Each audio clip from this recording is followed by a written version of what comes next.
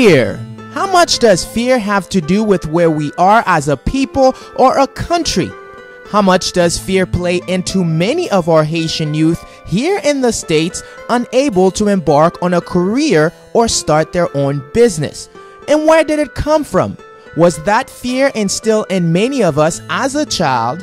And how do we get out of this bondage? Also, a Haitian army? Now? Oh, for what? Join us this Tuesday at 7:30 p.m. on telelakaitv.com as we try to answer the what, for what purpose, the who is putting together this army, the how are we supposed to pay for this, and then the why not reinforce the police first. This is a show not to be missed, so join us and let's talk Haiti.